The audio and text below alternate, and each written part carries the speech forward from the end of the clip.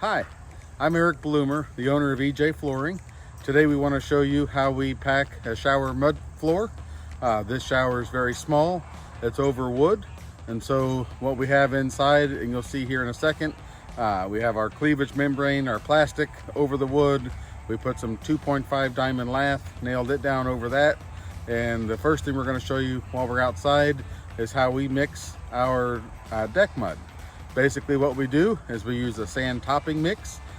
It's a little bit rich for us, and so we like to thin it out just a little bit with some sharp sand.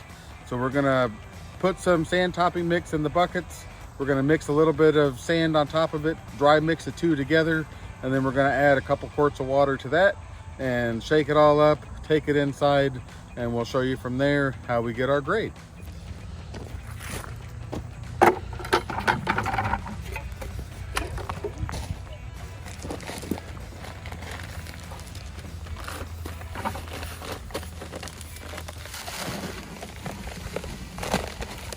This whole process, as you'll see here, is extremely scientific. We want to measure everything to the exact ounce. So that's pretty close to 50-50 in the buckets, I'm sure.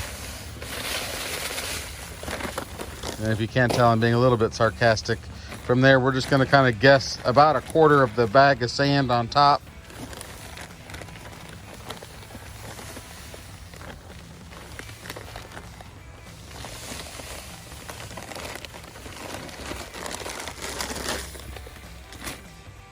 And then, like I say, we'll kind of shake that and dry mix those two together. Get a good uniform color.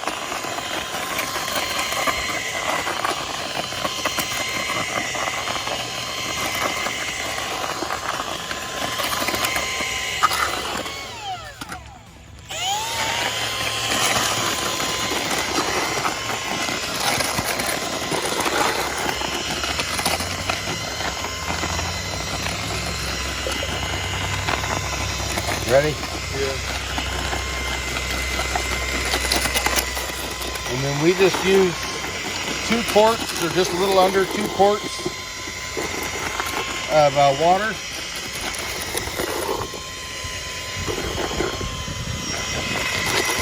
And you'll see it's going to be very dry and clumpy.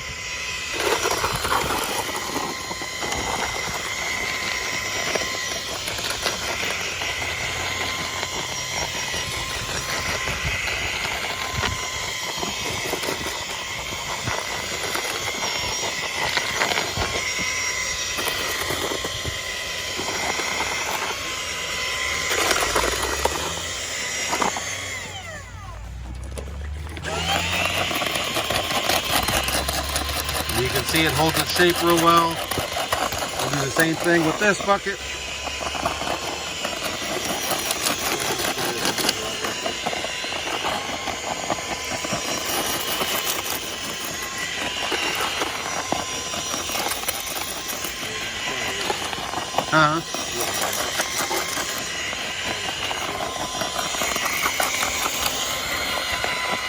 Super scientific. Yep.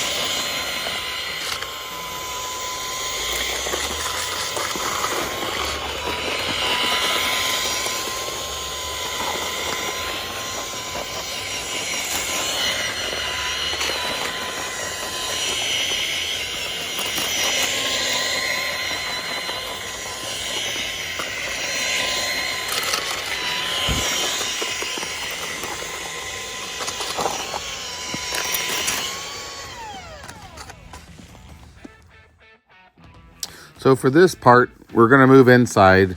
This is actually done before we started mixing our deck mud. And so when we bring the deck mud in, the lath and everything is already going to be nailed in place. You can see there's plastic underneath of the lath. The plastic is to keep the plywood from sucking all the moisture out of the dry pack prematurely and causing a weak or soft floor. And so that's the only purpose the plastic has, is just to keep help to keep all the moisture in our dry pack. I'm using galvanized roofing nails to nail the diamond lath to the subfloor, and that's what's going to attach our shower pan to the subfloor. Because of that, the minimum thickness of our dry pack is going to be about 3/4 of an inch around the drain, and it's going to slope up from there to a total of 1.5 inches thick. You can see briefly there I had a laser inside the drain. You're going to see that again. I take 1.5 inch pipe and wrap it with some tape so it fits snugly inside of the drain, and then I adjust the pipe height to what I want for my final grade to be. And then when we set the drain and the dry pack, we'll adjust the drain down until I get the final grade to the height that I wanted it to be, which in this case is the top of that 2x4, which is just there temporarily. And once we get that established, we'll pour the rest of the dry pack in, and then we'll start making our slope to drain from there. The laser line does a really nice job of giving us a straight edge to pack our mud to. And so since we have the self-leveling laser, you can see how it just does nice on giving us a really flat substrate or straight line to pack that pan to. That's how we pack our pans. Again, this is a really small shower. It only took a couple of buckets, and you'll see I'll be scraping some of the excess out here in just a second. But everything slopes to drain. That's obvious because you don't see the line anywhere except the perimeter, so the line is obviously higher than the drain. It has a little, about 3/8 of an inch, 1/2 inch roughly, of slope to drain. The shower is barely under 2 feet from the longest point, and so it doesn't pool water any place, and it's a really good shower floor. So that's how we pack our mud pans.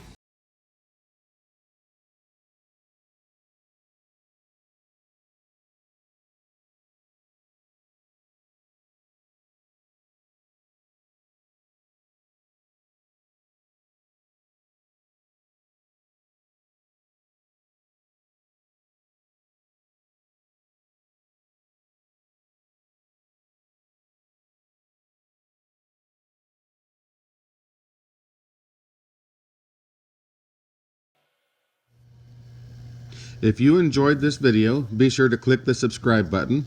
Don't forget to ring the bell to keep updated with our latest videos. Also, be sure to check out the next suggested video that's going to pop up as well. Thank you very much for watching.